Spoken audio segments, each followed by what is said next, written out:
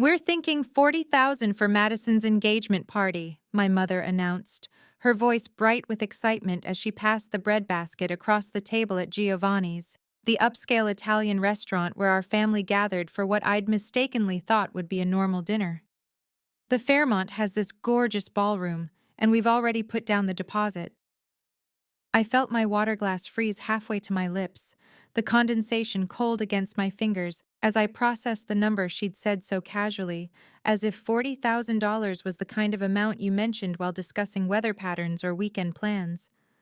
$40,000 for a party.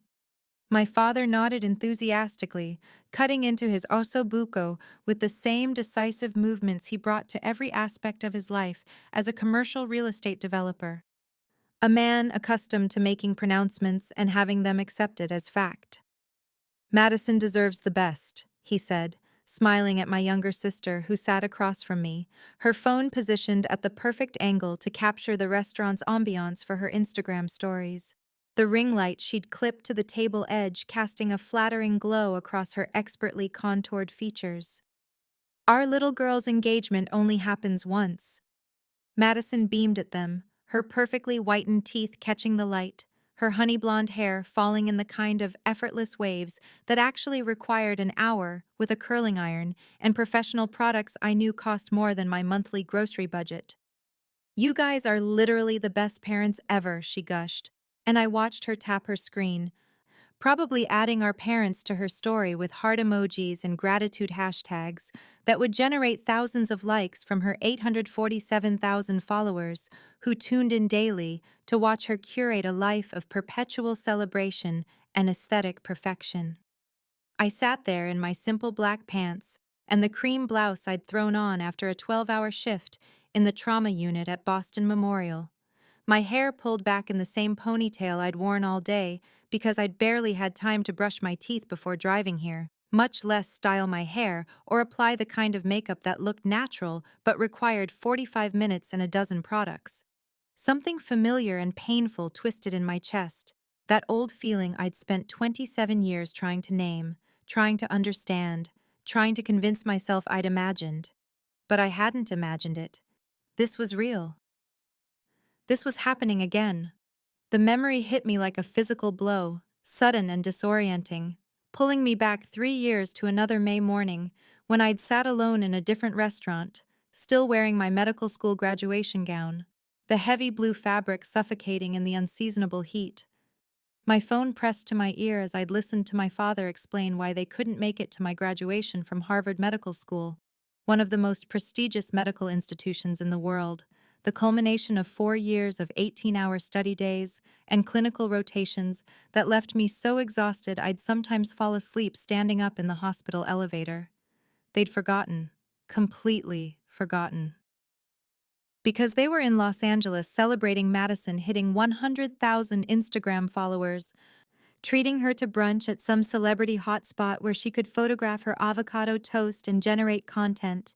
Content being the word my family had started using as if it were more valuable than anything else in the world, more valuable than saving lives or years of sacrifice, or the kind of achievements that actually mattered beyond the 24-hour lifespan of a social media story. I'd called them 7 times that morning, my phone pressed against my ear as I stood outside the medical school auditorium in Cambridge, the May sunshine turning my heavy blue graduation gown into a sweltering prison, while families swirled around me, taking photographs and hugging their graduates with the kind of unbridled pride I'd watched from a distance my entire life, but never quite experienced firsthand. The ceremony was starting in 20 minutes, and I kept thinking they were just running late, that they'd gotten stuck in traffic on the drive up from Connecticut, that any moment I'd see them rushing toward me with apologetic smiles and maybe flowers, though I'd long ago stopped expecting flowers, or the kind of thoughtful gestures that seemed to come so naturally when Madison was involved. On the 8th call, my father finally answered, and I heard the distinct sounds of restaurant ambiance in the background, the clink of glasses and low murmur of conversation that suggested expensive brunch rather than frantic highway driving. Emma, honey, we can't talk long, he'd said, his voice carrying that distracted quality I'd come to recognize as his Madison is present tone, the special frequency of attention he reserved exclusively for my sister. We're at Republique in LA with Madison. She hit 100,000 Instagram followers last night. Can you believe it? We're celebrating.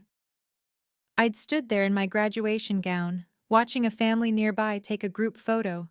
3 generations gathered around a young woman in the same blue robes I wore, everyone beaming like she'd just won the Nobel Prize. And I'd felt something crack inside my chest, something that had been developing hairline fractures for years, finally splitting clean through.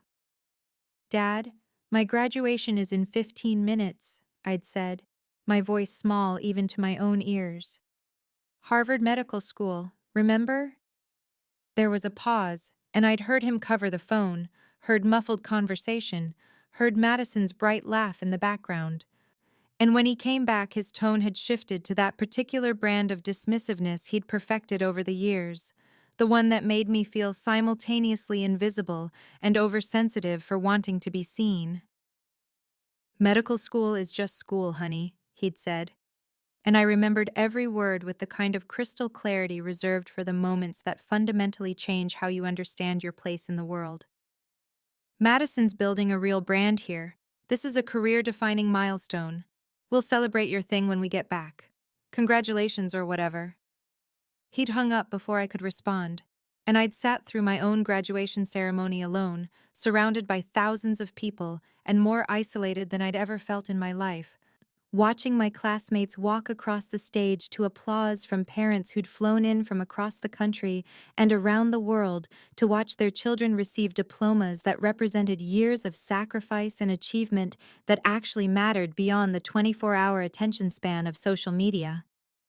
Dr. Patricia Chen had found me afterward, still in my gown, sitting on the steps outside the auditorium while everyone else celebrated at various restaurants and bars throughout Cambridge, their joy a living thing that seemed to highlight my own emptiness by contrast. She was one of my surgery professors, a brilliant trauma surgeon who'd taken an interest in my clinical work, and she'd sat down beside me without asking permission, her own academic regalia still crisp and formal. "Where's your family?" she'd asked, and when I'd explained that my parents had forgotten my medical school graduation to celebrate my sister's Instagram follower count, she'd looked at me with something I'd rarely seen directed my way, genuine outrage on my behalf. "That's unacceptable," she'd said simply, and then she'd taken me to dinner at Harvest, an upscale restaurant I could never have afforded on my own, and we'd toasted my graduation with expensive wine while she told me stories about her own family struggles and the family she'd built from colleagues and friends who understood her worth. That dinner had been the beginning of something crucial, the first time I'd experienced what it felt like to have someone show up for me, really show up, and Dr. Chen had remained in my life ever since, a surrogate mother who saw my achievements clearly and celebrated them without reservation or comparison to anyone else. Now, sitting at Giovanni's 3 years later while my parents planned a $40,000 party for Madison's engagement, that graduation day felt like yesterday and a lifetime ago simultaneously. My mother was scrolling through photos on her phone, showing Madison options for floral arrangements, when she glanced up at me as if suddenly remembering I was present. "Oh, Emma, we wanted to ask you something," she said, her tone carrying that artificial brightness that meant she was about to request something she already knew would be uncomfortable. "We're hoping each family member will contribute to make this party really special. We're asking you to put in $5,000 toward your sister's engagement celebration." $5,000. The number hung in the air between us, and I felt the familiar weight of expectation settling onto my shoulders like a physical thing, heavy and suffocating in the way only family obligations can be.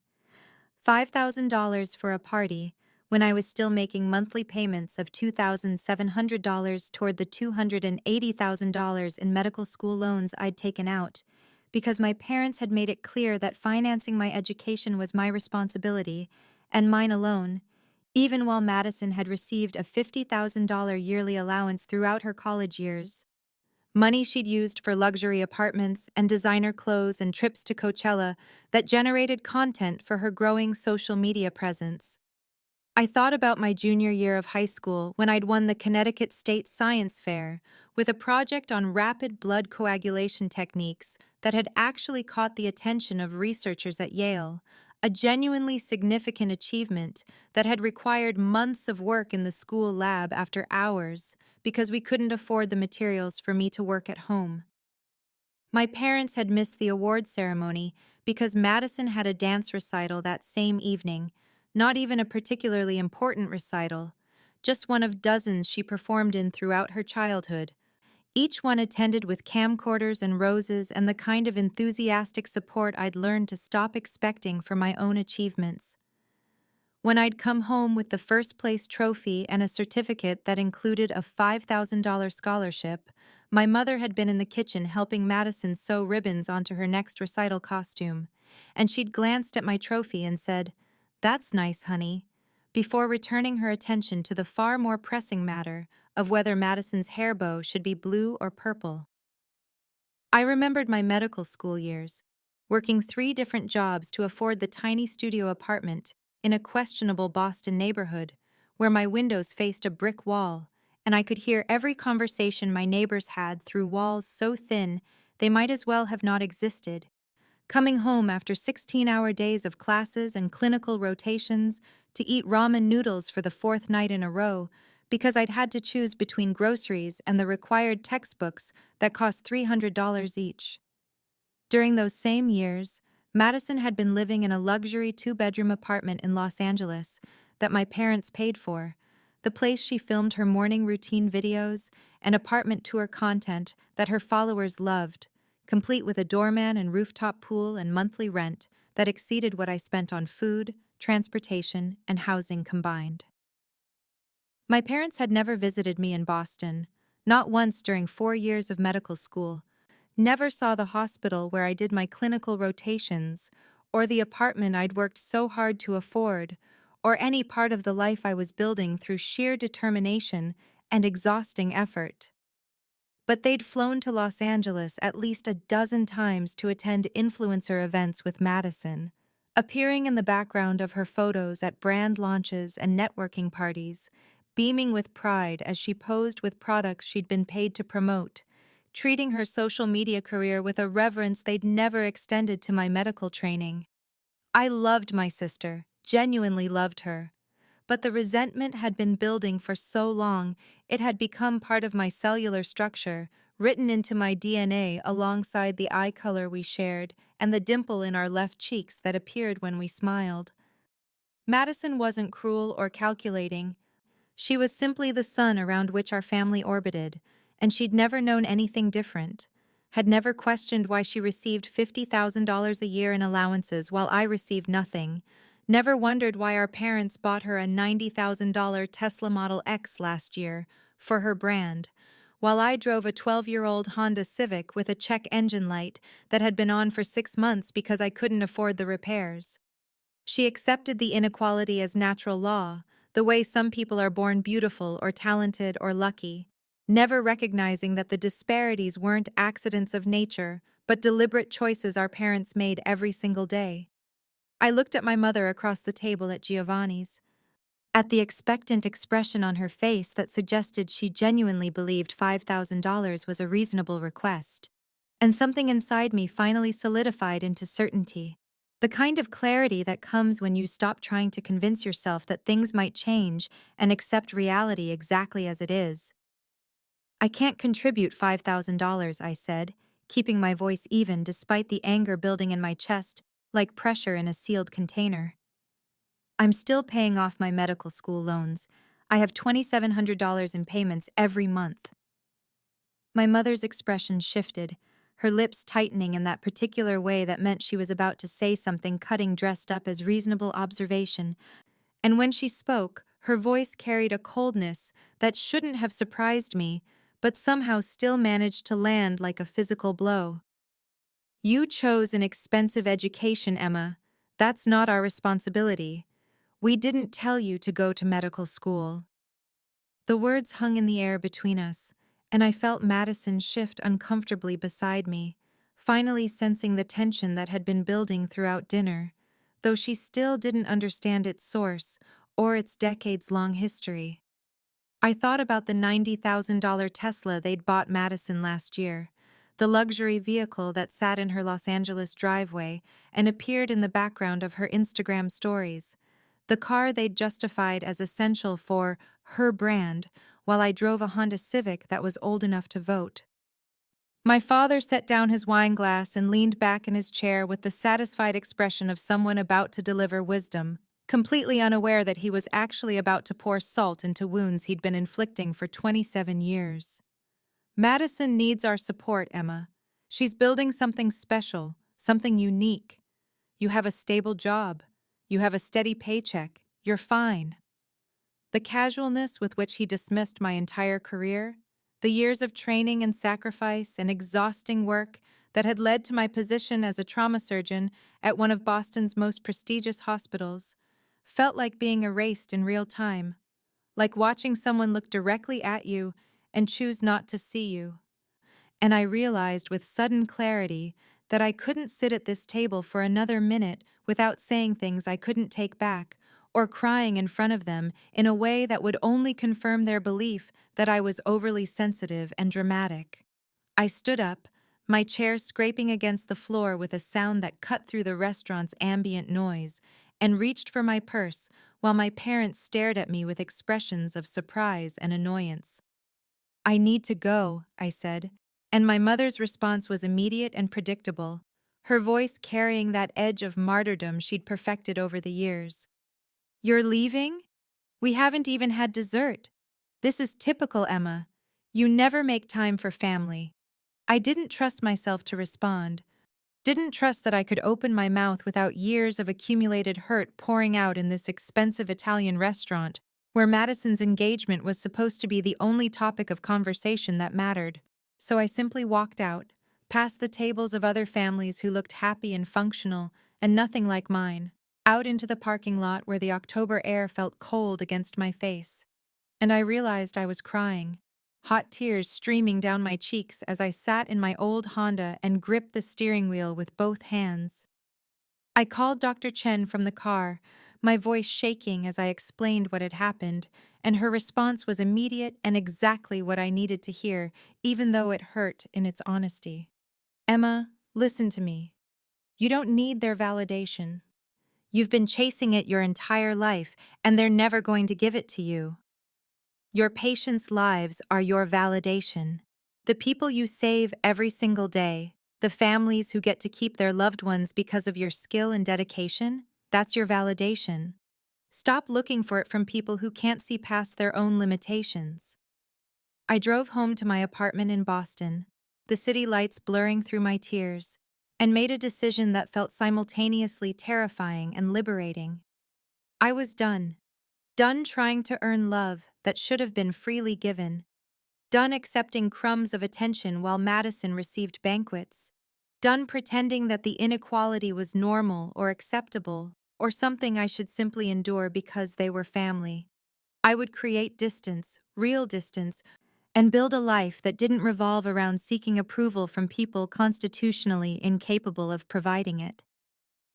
2 months passed, and I threw myself into work with an intensity that worried some of my colleagues, but felt like the only thing keeping me grounded, taking extra shifts in the trauma bay, where the immediacy of life and death decisions left no room for thoughts about family dinners or engagement parties, or the specific way my mother's voice had gone cold when she'd told me my education wasn't their responsibility. I worked 14-hour days, and then 16-hour days, and then sometimes 24-hour shifts, where I'd catch sleep in the on-call room for 90 minutes before my pager would go off, and I'd be back in the OR, my hands steady even when my heart felt like it was breaking, saving lives while my own family couldn't be bothered to acknowledge that my work mattered at all. In early December, 3 weeks before Madison's engagement party, I was called into the office of Dr. Richard Westbrook, the chief of surgery at Boston Memorial, and I remember thinking I must have made some mistake or violated some protocol because chiefs of surgery didn't summon trauma attendings for casual conversations.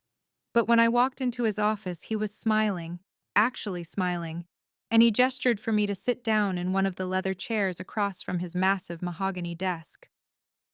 Dr. Reeves, he said, using my professional title in that way that still gave me a small thrill even after 3 years of being called doctor. I'm promoting you to head of trauma surgery, effective January 1st. I sat there in stunned silence, processing words that didn't seem real, and he continued talking about how I was the youngest person ever appointed to this position at Boston Memorial, how my surgical outcomes were exceptional, and my leadership in the trauma bay had been noticed by everyone in the department, how the position came with a salary of $450,000 annually, plus benefits and research funding, and I felt tears building behind my eyes, but refused to let them fall in the chief of surgery's office, even though this was the kind of achievement I'd dreamed about since my first day of medical school. That afternoon, a reporter from the New England Journal of Medicine called to schedule an interview about the rapid hemorrhage control technique I'd developed and published earlier that year, telling me they wanted to do a feature profile on emerging voices in trauma surgery. And the next day, I received an email from a CNN producer asking if I'd be available for an interview about innovations in emergency medicine. And I sat in my apartment staring at these messages and thought about calling my parents to tell them, actually reached for my phone twice before I stopped myself and acknowledged the truth I'd been avoiding for 27 years. They wouldn't care, or they'd minimize it, redirect the conversation to something Madison was doing, find some way to make my achievement smaller so it didn't compete with their favored daughter's spotlight. I didn't call them, didn't send a text or an email. Just scheduled the CNN interview for the day after Madison's engagement party and tried not to think about how much it hurt that I couldn't share the best professional news of my life with my own parents. Madison's engagement party was scheduled for December 23rd at the Harbor View Hotel in Boston, a luxury venue overlooking the waterfront that my parents had booked for an extravagant celebration with 300 guests. Most of them Madison's influencer friends and brand contacts, and people who existed primarily on social media in carefully curated versions of themselves. I received an invitation in the mail, formal and expensive with gold embossing and my name written in calligraphy, but I noticed immediately that I wasn't listed in the wedding party, that Madison had chosen her influencer friends as bridesmaids because they had the right aesthetic for her Instagram feed, and I felt the familiar sting of exclusion, even though I'd told myself I was building distance and shouldn't care about these things anymore. I decided I would attend briefly, show my face out of obligation to Madison, who I genuinely loved despite everything, and then leave early to prepare for the CNN interview that represented everything I'd built without my family's support or acknowledgement or care. I arrived at the Harbor View Hotel on December 23rd at 7 in the evening. Stepping out of my Honda Civic in a simple black dress I'd bought myself from Nordstrom. Elegant, but understated. Nothing that would draw attention or compete with Madison's carefully planned aesthetic. And I could see the evidence of $40,000 everywhere I looked, from the ice sculptures flanking the entrance that depicted swans frozen mid-flight to the red carpet that led into the ballroom, where a celebrity DJ whose name I vaguely recognized from Madison's Instagram stories was setting up equipment that probably cost more than my monthly rent. My parents stood near the entrance greeting guests, my mother resplendent in a designer gown that I knew cost at least $5,000 because I'd overheard her discussing it with Madison on a phone call I'd accidentally interrupted, and my father in a custom tuxedo. And when I approached them, my mother's eyes swept over me with an expression that managed to be both dismissive and disappointed, before she turned to greet Madison's influencer friend Ashley with genuine warmth and enthusiasm that she'd never once directed at me. "Emma, you're here," my father said, his tone suggesting my presence was unexpected despite the formal invitation, and then immediately turned away to shake hands with someone's manager or agent or whatever these people had in Madison's world of curated content and brand partnerships. I walked into the ballroom and felt my breath catch despite my determination not to be impressed, not to let the extravagance hurt me, because the space had been transformed into something from a fairy tale with thousands of white roses cascading from ceiling installations and designer florals covering every surface and round tables dressed in linens that probably cost more per table than my entire medical school graduation dinner with Dr. Chen had cost. I found my assigned seat at a table near the back, far from the family table where my parents sat with Madison and Brandon and his parents. Far from the prime Instagram-worthy tables where Madison's influencer friends were already positioning themselves for optimal lighting and background aesthetics. And I sat down alone while around me, groups of people who all seemed to know each other laughed and took photos and talked about follower counts and engagement rates and brand deals. The evening progressed with speeches and toasts, and I watched my parents stand at the microphone holding champagne flutes, while my father spoke about Madison being our greatest achievement and the source of our pride. And my mother added that, watching Madison build her career has been the greatest joy of our lives. And neither of them mentioned me, not once, not even a cursory acknowledgement that they had another daughter sitting alone at table 17 in the back of the room. A distant aunt I hadn't seen in years approached my table during dinner and asked what I was doing these days, seeming genuinely interested, and I'd just opened my mouth to tell her about my promotion when my mother appeared seemingly from nowhere and redirected the conversation with practiced ease, saying, "Emma's working at a hospital in Boston, but you should hear about Madison's latest campaign with Sephora. It's going to reach 15 million people." And my aunt's attention shifted exactly as my mother had intended, and I sat there invisible once again while my own accomplishment as the youngest head of trauma surgery in Boston Memorial's history went unmentioned and unacknowledged. I looked around at the $40,000 party, at the ice sculptures that were already beginning to melt slightly in the warmth of 300 bodies, at the designer florals that would be thrown away tomorrow, at the celebrity DJ and the premium open bar and the custom dessert table designed to be photographed, and I remembered sitting alone in my cap and gown 3 years ago waiting for parents who never came. And I felt something shift inside me, a breaking point that had been building for 27 years, finally reaching its inevitable conclusion. I stepped outside onto the hotel's terrace around 9:30, needing air and distance from the spectacle inside, and I stood at the railing overlooking Boston Harbor, with the December wind cutting through my dress. And I was standing there trying to steady my breathing when I heard Brandon's voice carrying through the speakers inside, his speech beginning.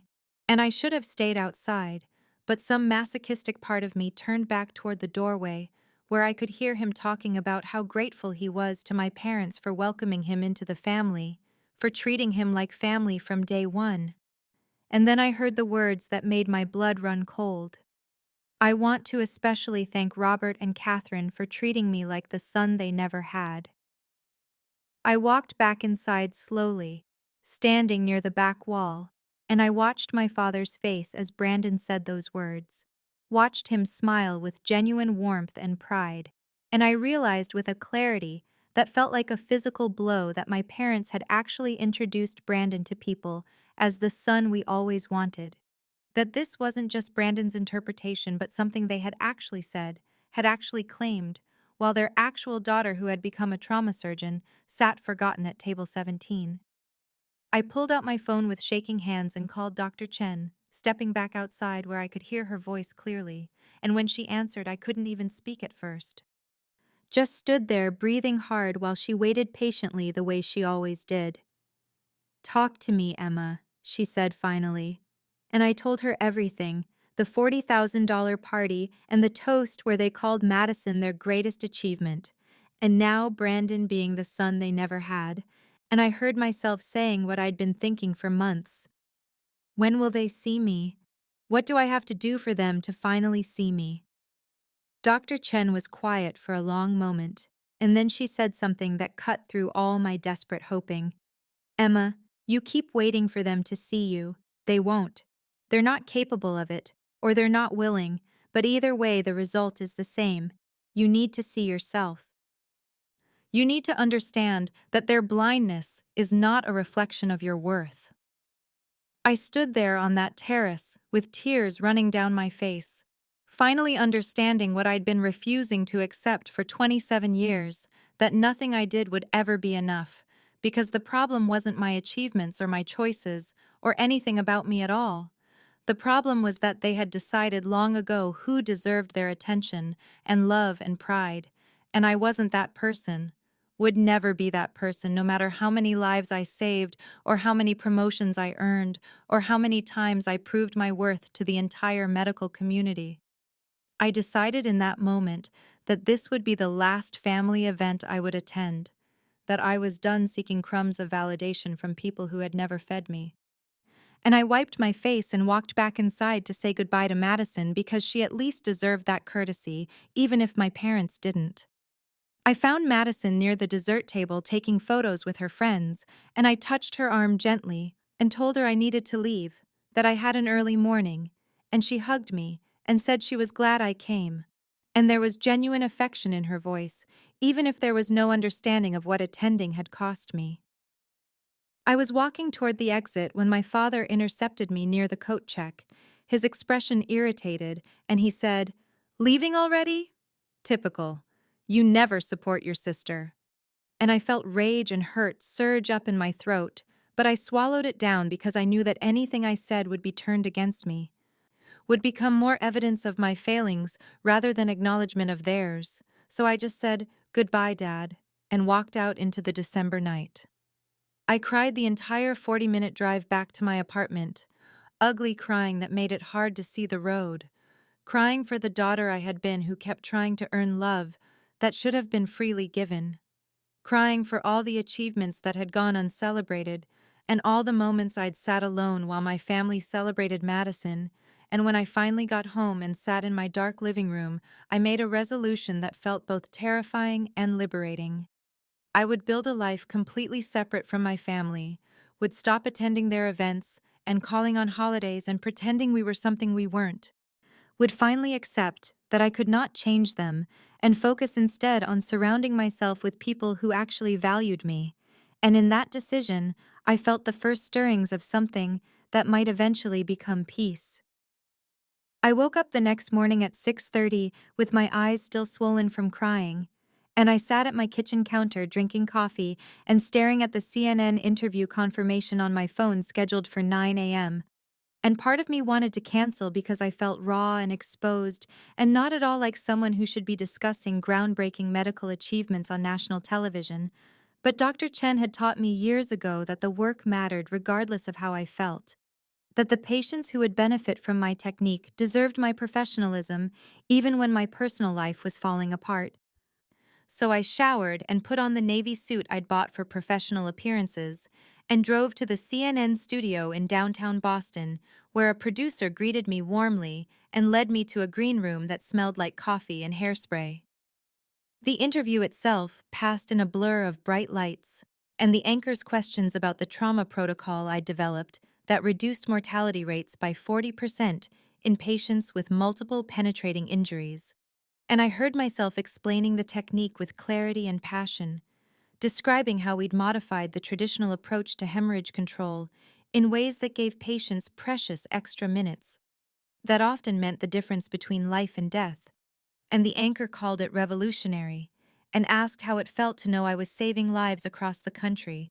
And I said honestly that it was the greatest honor of my career, that every patient who survived because of this protocol made every difficult year of training worthwhile. The interview aired that afternoon at 3 p.m., and by 3:30, my phone had exploded with messages from colleagues across the country, from former professors at medical school, from residents I'd trained, from doctors I'd never met who worked at hospitals implementing the protocol, and the texts kept coming in waves telling me they'd seen the interview and congratulations, and how proud everyone was. And I sat in my office at Boston Memorial, reading message after message from people who valued my work and recognized my contribution to medicine, and I waited for something from my parents that never came. At 5 p.m., my phone rang with a number I didn't recognize. And when I answered, a woman's voice said, "Emma, this is Carol Richardson. I'm friends with your parents from their country club." And I remembered her vaguely from various family events over the years. And she continued enthusiastically, I just saw you on CNN. Your technique sounds absolutely remarkable. Your parents must be so incredibly proud. I stood there in my office looking out at the Boston skyline, and I said very quietly, "They don't know." And there was a long silence before Carol said, "What do you mean they don't know?" And I explained that I hadn't told them about the interview or the promotion or any of it. And Carol's voice went soft, with something like pity or understanding when she said, "Oh, Emma, I'm sorry." And after we hung up, I realized I felt something unexpected, not shame or hurt, but liberation. Because I had just accomplished something genuinely significant, and I didn't need my parents' pride to make it real or valuable or worthy of celebration. The week that followed brought more recognition than I'd ever imagined, with hospitals from Seattle to Miami announcing they were adopting my protocol, and the New England Journal of Medicine requesting a cover story about the technique and speaking engagement offers, flooding my email with fees that ranged from $50,000 to $100,000 per event. And on Friday afternoon, exactly 1 week after the interview, I sat down at my laptop and made the final payment on my medical school loans, $280,000 that I'd been carrying for 7 years. Gone with a single transfer that left my account lighter, but left me feeling weightless in a way that had nothing to do with money and everything to do with freedom, with the knowledge that I had done this entirely on my own, without help or support or recognition from the people who should have given it. And I had not just survived their neglect, but had transcended it completely, had become exactly who I was meant to be, not because of my family, but despite them, and that realization felt more powerful than any validation they could ever offer me now. 3 months after paying off my medical school debt, my life had transformed in ways I couldn't have imagined back when I was sitting alone at table 17 during Madison's engagement party, and I found myself traveling almost every other week for speaking engagements at hospitals and medical conferences across the country, from Stanford to Johns Hopkins to the Mayo Clinic, sharing my trauma protocol with surgical teams who treated my work with the respect and recognition it deserved. And the consulting offers had started coming in from major hospital systems, wanting me to help implement the protocol in their emergency departments. And there was even a literary agent who had reached out about a potential book deal, a comprehensive guide to modern trauma surgery that would combine technical instruction with case studies from my years in the field. I had started dating in February, meeting James Chen at a pediatric trauma conference where he was presenting on surgical interventions for children with abdominal injuries. And I noticed him first because of his last name, wondering if he might be related to Dr. Patricia Chen, and when I asked him during the reception, he'd laughed and said no relation, but he'd heard so much about her work, and we'd ended up talking for 3 hours about medicine and life, and what had brought us to surgery, and I found myself drawn to his kindness, and the way he spoke about his young patients with such genuine care. And when he asked for my number, I gave it without the hesitation that had marked all my previous attempts at dating. James came from the kind of family I'd only seen in movies or observed from a distance. Parents who had been married for 32 years and still held hands at dinner, who had attended every one of James's school events and kept a wall in their home covered with photos documenting their 3 children's lives with equal attention and pride.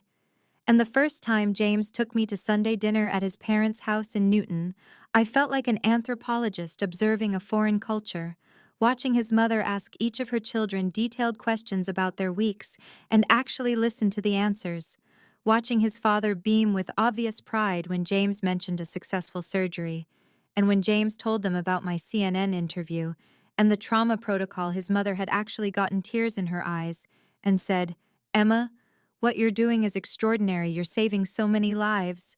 And I had to excuse myself to the bathroom because I felt overwhelmed by the simple, genuine praise from someone else's mother. In April, James's parents drove to Baltimore to attend my speaking engagement at Johns Hopkins, sitting in the front row of the lecture hall while I presented to a room full of trauma surgeons and surgical residents.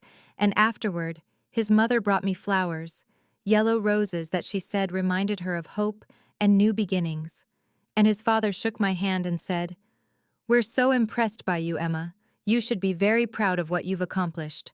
And standing there holding those flowers, I realized I was experiencing what parental pride felt like, even if it was coming from someone else's parents.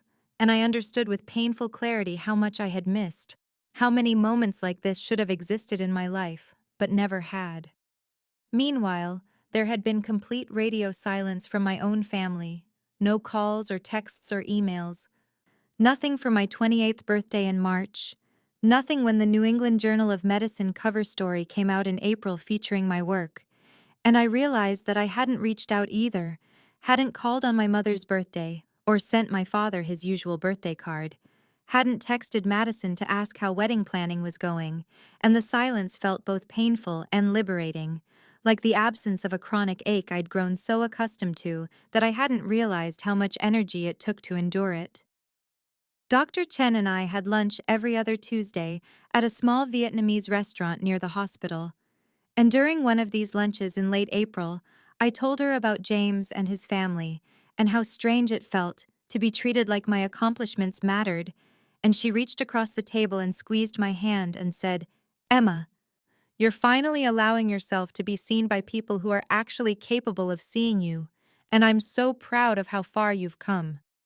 And I realized that I finally felt free from the desperate seeking of validation from people who had proven themselves incapable or unwilling to give it, that I had built a life surrounded by people who valued me, not for who they wanted me to be, but for exactly who I was. And in that freedom, I had discovered a version of myself that was stronger and more whole than I'd ever imagined possible. 6 months after Madison's engagement party, I was in the middle of a complex surgery on a motorcycle accident victim when my phone started buzzing repeatedly in my locker. And when I finally emerged from the OR 4 hours later and checked my messages, I found 12 missed calls from Madison and 3 voicemails that I listened to while walking to my office. And her voice in the first message sounded panicked in a way I'd never heard before, high and thin and breaking on the words, "Emma, please call me back. It's about Mom and Dad. Something's really wrong." And the second message was just crying, and the third message was her saying, "Please, Emma, I don't know what to do. They're both sick, really sick. The doctors are saying cancer. I need you to call me back right now." I sat down at my desk with my hands shaking slightly, and I called her back. And she answered on the first ring with, "Oh, thank God, Emma, where have you been?" And I said, "I was in surgery, Madison. What's happening?" And she took a shuddering breath and told me that our father had been having abdominal pain for months, and finally went to a doctor who found a mass in his colon, and our mother had found a lump in her breast around the same time, and they'd both been going through tests, and now the results were back, and Dad had stage 3 colon cancer that had spread to nearby lymph nodes, and Mom had stage 3 breast cancer that was aggressive and fast-growing, and they both needed to start treatment immediately, chemotherapy and radiation and possibly surgery. And Madison's voice kept climbing higher as she talked, words tumbling out faster and faster until she said, "Emma, the treatment is going to cost $200,000 each. The insurance won't cover the experimental treatments that might actually save them. And they need the best care. They need the treatments that will work. And I don't know what to do." I sat there looking out my office window at the Boston skyline, thinking about how I'd spent 6 months building a life that didn't include my parents, 6 months of freedom from seeking their approval, 6 months of peace. And now here was Madison pulling me back into the family system that had caused me so much pain. And I felt two competing impulses warring inside me. One part of me that wanted to say, "It's not my problem," and let them figure it out on their own, the way I'd had to figure out everything on my own. And another part of me that knew I wasn't actually capable of letting my parents die when I had the knowledge and resources to help them, because being neglected by them hadn't made me cruel. It had made me stronger and more compassionate, and I hated that I couldn't just walk away, but I also knew that my inability to walk away was actually one of my better qualities, even if it made this moment excruciating. Madison was still talking, saying, "You're a doctor, Emma. You know about this stuff. You have to help us. You have to tell us what to do. And you have money now. Everyone knows you're doing those speaking engagements and getting paid all that money. And I know things have been weird between us, but this is Mom and Dad. They need help. They need us. And I heard myself ask very quietly, did they ask for me, Madison? Or did you call me because you need something from me? And there was a long silence on the other end of the line before Madison said, what does that matter? They're sick, Emma. They have cancer. And I said, it matters to me, so I'm asking again, did Mom and Dad ask you to call me? Did they say they wanted my help or my advice or my presence? Or are you calling because you need money and medical expertise and I'm the only one in the family who has both? And Madison didn't answer. And her silence told me everything I needed to know about why my phone was ringing after 6 months of nothing. And I felt something hard and cold settle in my chest alongside something soft and painful.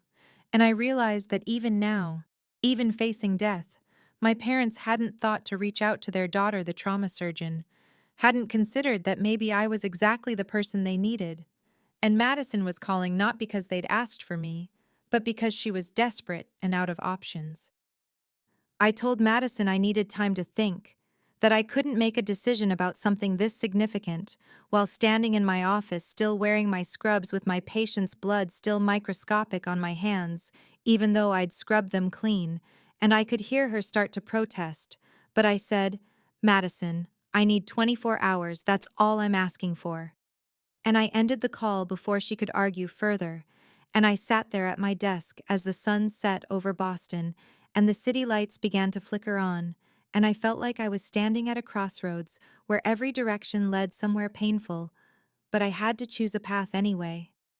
I called Dr. Chen, even though it was almost 8 in the evening, and she answered on the third ring with, Emma, I was just thinking about you, and I told her everything. The cancer diagnoses and Madison's panicked call and the treatment costs and my own churning confusion about what I owed to parents who had never been there for me. And Dr. Chen listened without interrupting until I finally ran out of words, and then she asked very quietly, what do you want, Emma? Not what you should do or what would make you a good daughter or a good person, but what do you actually want? And I realized that no one had ever asked me that question quite that way before, and I sat with it for a long moment before I said, I want them to see me, Dr. Chen. I want them to actually see me for once, to acknowledge that I exist, and that I've accomplished things, and that they hurt me. I want them to understand what they did.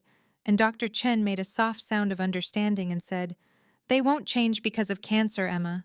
Illness doesn't fundamentally transform people's capacity for empathy or insight. And if you help them, you need to help them because it's consistent with who you are and who you want to be, not because you're hoping it will finally make them into the parents you deserve to have. And her words settled into my chest with the weight of truth that hurts because it's accurate. That night, I told James everything over dinner at his apartment, and he held my hand across the table and listened to the whole story, including the parts I'd never told him before about my graduation day and the engagement party and the years of being invisible. And when I finished, he said, Emma, you don't owe anyone a relationship, not even family, especially not family who treated you the way they treated you. And I told him I knew that intellectually, but emotionally, it felt more complicated. And he suggested I talk to his parents because they'd helped him navigate some difficult family situations with extended relatives.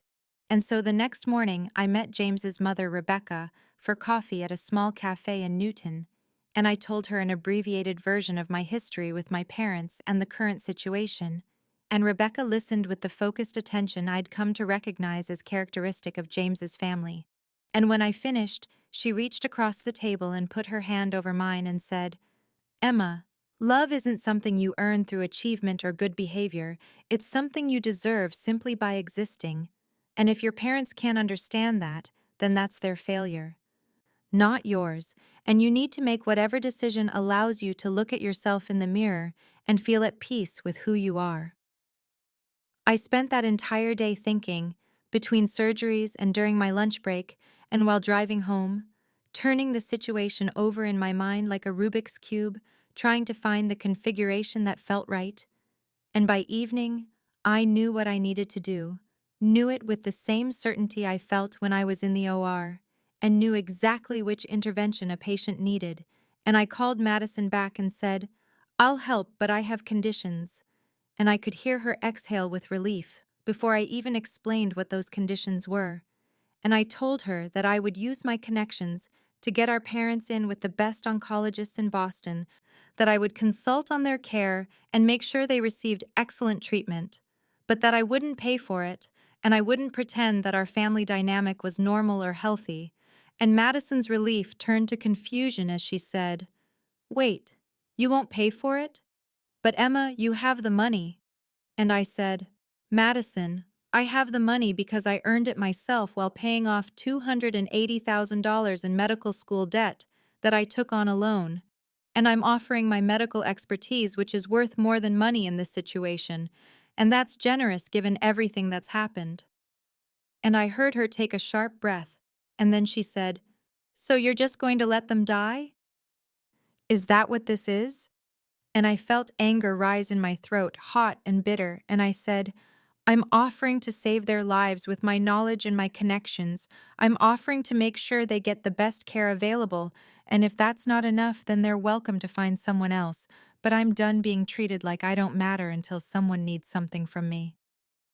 Madison called me back 3 hours later, and her voice had changed from desperate to angry, tight and controlled in a way that reminded me of our mother when she was about to deliver a cutting remark. And she said, "Emma, I've been thinking about what you said, and I need to understand something. Are you seriously making demands while our parents are dying of cancer? Are you actually going to use their illness as leverage to get what you want from them?" And I felt the words hit me like a physical blow because she was framing my boundary as cruelty, when what was actually cruel was 27 years of being invisible. But I kept my voice steady and said, "Madison, I'm offering to connect them with the top oncologists in Boston. I'm offering to consult on their care and make sure they receive excellent treatment. I'm offering my expertise, which took me 11 years of education and training to develop, and if that's not enough, then I don't know what to tell you." And she said, "But you won't pay. You're just going to let them die because you have some grudge about the past." And I said, "I'm not going to let anyone die. I'm giving them access to the best medical care available. And Madison, I need you to understand something. I had $280,000 in student loan debt that I paid off alone, while you got a $50,000 yearly allowance and a $90,000 car. And I'm offering medical expertise that could literally save their lives. And that's generous given everything that's happened." And there was a long pause before Madison said in a voice I'd never heard from her before, cold and cutting, "So this is about money. You're rich now and you won't help your own parents. That's what kind of person you've become." And something inside me cracked open because she was so completely missing the point that I realized she'd never actually understood the inequality she'd benefited from, had never questioned why our parents treated us so differently, had simply accepted her position as the favored daughter as the natural order of things. And I said, "Madison, this isn't about money. This is about the fact that they forgot my medical school graduation, that they've never once visited me at the hospital, that Dad told people your fiancé was the son he always wanted, that they've spent 27 years making it clear that I don't matter to them, and I'm done pretending that's okay." And Madison said, "You're being dramatic, Emma. They love you. They're just different with you because you're more independent." And I felt a laugh bubble up in my throat that came out bitter. And I said, "I'm more independent because I had to be, because they gave me no choice, and I'm offering to help them medically, but I won't pay for treatment, and I won't pretend we're a normal, happy family. And if you can't understand why, then this conversation is pointless." And Madison said, "Fine, I'll tell them you won't help." And she hung up before I could say anything else. And I sat there holding my phone and shaking slightly. And James came into the room because he'd heard my raised voice. And he sat down next to me and pulled me against his chest and said, "You did the right thing." And I said, "Then why do I feel so guilty?" And he said, "Because you're a good person. And good people feel guilty even when they're setting necessary boundaries." And I told him I felt like I was abandoning my parents when they needed me most.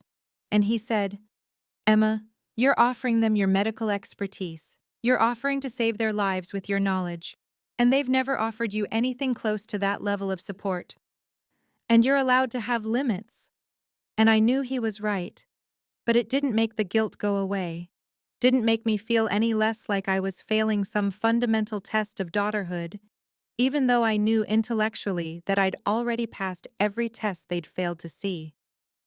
A week went by with no word from my family, and I continued with my life, performing surgeries and attending meetings, and having dinner with James and his parents, who asked about the situation and listened with genuine concern and told me they supported whatever decision I made. And I felt grateful for their presence in my life, even as I mourned the absence of that kind of support from my own parents. And I started to think that maybe Madison had decided not to tell them about my offer, that maybe she'd found another way to get the money. Or maybe she was still angry enough that she'd rather figure it out alone than accept my help with its conditions attached. 2 weeks passed in a kind of suspended tension where I threw myself into my work at the hospital and tried not to think about my family or the silence that stretched between us like a chasm that grew wider with each day. And I was in my office reviewing patient charts on a Thursday afternoon when my phone rang with my father's number displayed on the screen, and I stared at it for 3 rings before I answered, because I hadn't heard from him directly in 8 months, not since before Madison's engagement party. And when I said hello, his voice came through sounding weak and strained in a way I'd never heard before, diminished somehow, and he said, "Emma, Madison told me about your conversation. She said you'd help us medically, but not financially." And I felt my heart start to pound, because this was the first time he'd called me directly about their diagnosis. And I said, "That's correct. I'll use my connections to get you both in with the best oncologists in Boston, and I'll consult on your care, but I won't pay for treatment." And there was a pause before he said, "I don't understand, Emma. We're your parents. You have the means to help us, and you're choosing not to." And I heard in his voice that he genuinely didn't comprehend why I would set this boundary, that he truly believed I owed them unlimited support simply because of biology. And I felt something shift inside me, a kind of settling into my own conviction, and I said, "Dad, you forgot my medical school graduation. You were at brunch with Madison celebrating her Instagram followers while I sat alone in my cap and gown trying to reach you. And when I finally got through, you told me that medical school was just school while Madison was building a real brand." And I heard him take a breath as if to interrupt, but I kept going because I'd started and I needed to finish. "You've dismissed every achievement I've ever had. You've never once visited me at the hospital. You told your colleagues that Brandon was the son you always wanted. I've been invisible to you my entire life, and I'm done pretending that's normal or acceptable." And there was a long silence on the other end of the line, so long that I thought maybe the call had dropped, and then my father said in a voice that was half confused and half defensive, "Emma, you're being dramatic. We love both our daughters equally. We've always supported both of you." And I felt something break inside me because even now, even when confronted with specific examples of how they'd treated me, he was dismissing my experience as dramatics. And I said with a steadiness that surprised me, "No, Dad, you don't love us equally. You've never loved us equally, and I'm done pretending that's okay. I'm done waiting for you to see me. I'm done trying to earn something from you that you're apparently incapable of giving." And I heard my father's breathing change, heard it become sharper and faster. And when he spoke again, his voice had shifted from weak to angry, that familiar anger I'd heard directed at me so many times when I'd failed to be sufficiently grateful or sufficiently invisible. And he said, "Fine, Emma. If that's how you feel, then we don't need your help. Madison will take care of us. She's always been there for this family." And I felt the words land like they were meant to hurt me, but instead they just made me tired, exhausted with the whole dynamic. And I said, "I hope she can help you, I really do, but my offer stands if you change your mind." And my father said, "We won't." And he hung up without saying goodbye. And I sat there in my office holding my phone and shaking slightly, trembling with adrenaline and relief and grief all mixed together. And I realized that I'd finally said everything I'd needed to say to him, had finally spoken the truth that I'd been carrying for 27 years. And even though he hadn't heard it, hadn't really listened, I'd still said it. And that mattered. That changed something fundamental inside me. 3 weeks passed in a kind of limbo where I existed in my normal life but felt haunted by the knowledge that somewhere across the city my parents were facing mortality and financial ruin, and I was performing a complex abdominal surgery on a Tuesday afternoon when my phone started buzzing in my locker with that insistent pattern that meant someone was calling repeatedly.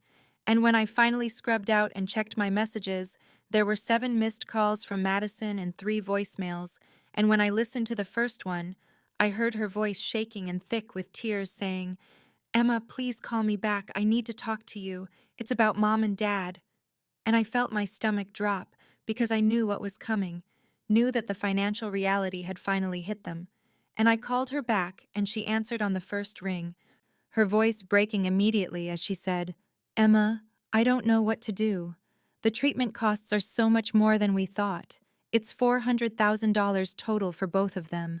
The experimental treatments that might actually save them aren't covered by insurance, and the standard treatments have much lower success rates, and they've already taken out a second mortgage on the house and maxed out their credit cards, and I don't have that kind of money."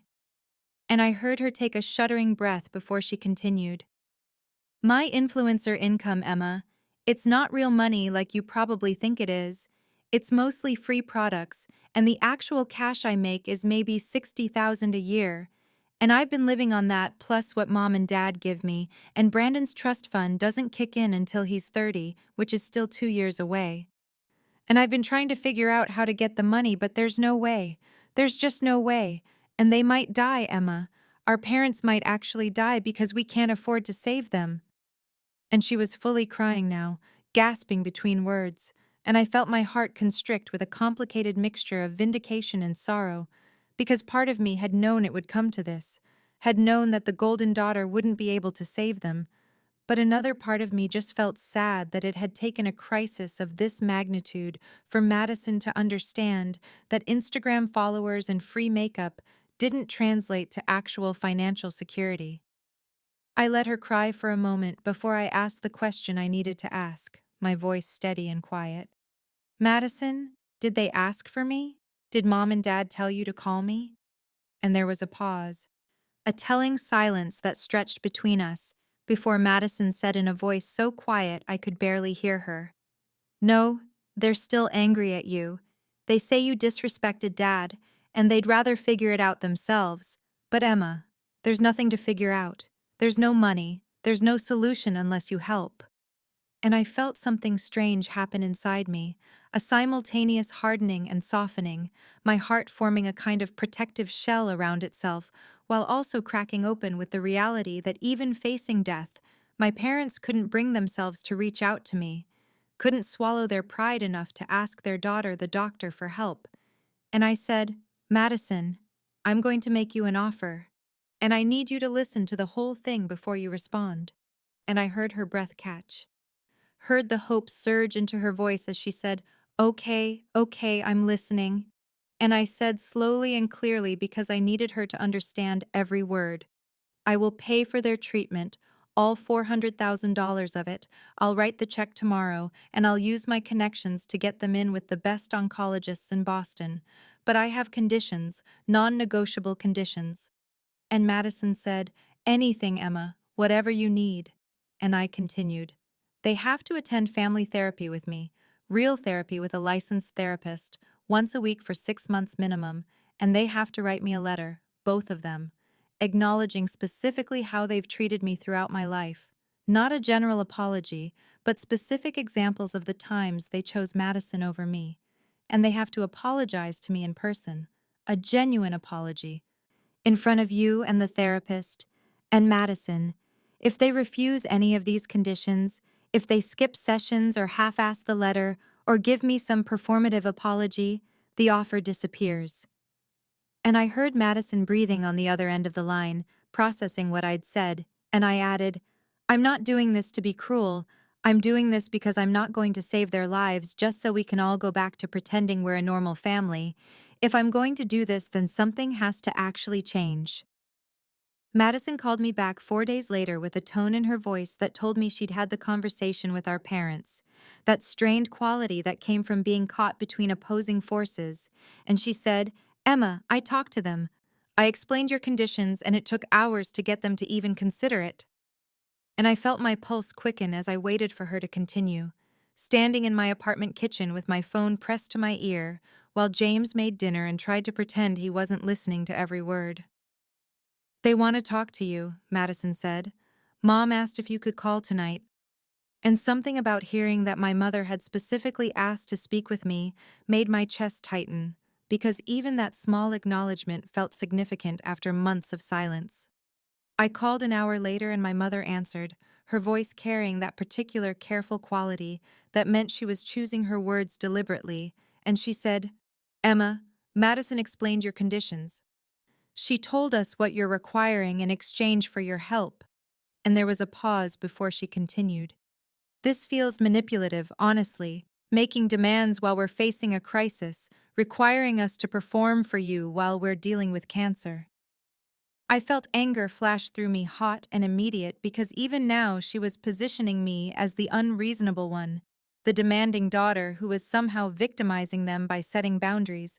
And I said with a steadiness that surprised me, given how fast my heart was beating, "Mom, you have a choice. You can accept my offer, or you can find another way. I'm offering $400,000 and access to the best medical connections in the country. I'm offering to save your lives. And in exchange, I want acknowledgement of how you've treated me and a genuine commitment to change. That's not manipulation. That's me finally refusing to participate in a one-sided relationship."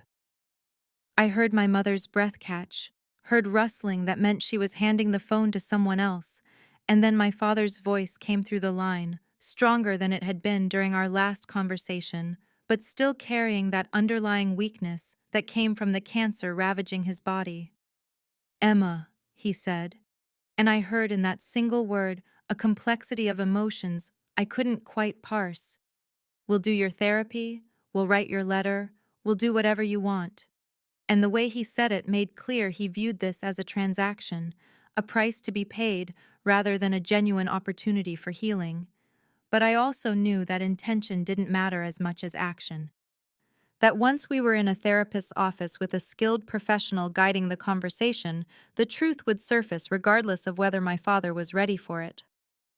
"I'll have the money transferred tomorrow," I said. "I'll call Dr. Michael Reeves at Mass General tonight. He's the best oncologist in Boston and he owes me a favor. He'll get you both in within the week."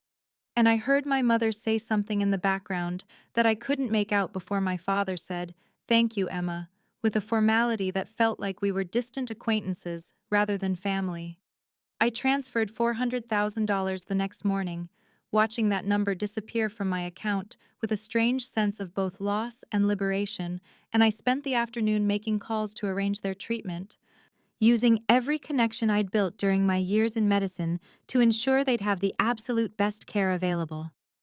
2 weeks later, we had our first therapy session in a comfortable office in Cambridge with a therapist named Dr. Sarah Morrison, who specialized in family systems and came highly recommended by Dr. Chen, and I sat on one side of her office while my parents sat on the other with Madison between us, like a physical representation of her position as mediator, and Dr. Morrison asked us to each share our perspective on our family dynamic.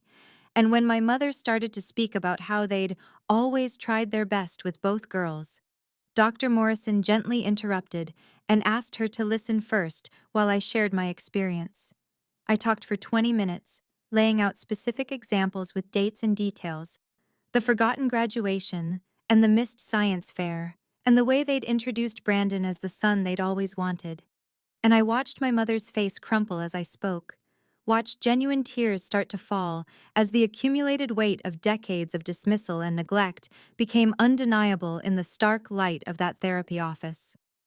My father sat rigid and defensive, his jaw clenched and his arms crossed. But I saw cracks forming in his armor when I described sitting alone at my medical school graduation, trying to reach them while they celebrated Madison's Instagram milestone, and when I finished speaking, there was a long silence before Dr. Morrison said, What I'm hearing is that Emma has felt invisible in this family, that her achievements have been consistently minimized while Madison's have been celebrated, and that this pattern has caused deep pain. My mother nodded, her hands shaking as she reached for tissues, and she said, "Emma, I didn't realize. I didn't see it that way." And I felt something shift inside me because even though it wasn't a full apology yet, even though we had months of work ahead of us, it was the first time my mother had truly acknowledged my pain without deflecting or defending.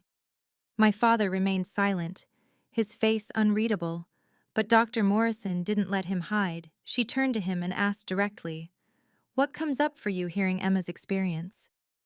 And I watched him struggle with the question, watched him try to formulate a response that would defend his actions, before he finally said, "I don't know how to process this.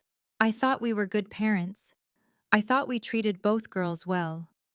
And his voice broke on the last word, in a way that told me some part of him was finally beginning to understand. The session ended with Dr. Morrison assigning homework, asking my parents to each write down their memories of the specific incidents I'd mentioned and to reflect on their choices. And as we walked out into the parking lot, I felt James's hand slip into mine, felt him squeeze gently in support, and I realized that regardless of whether my parents ever fully changed, regardless of whether they ever truly saw me the way I'd always needed to be seen, I had already won because I'd finally stopped waiting for their validation to feel whole.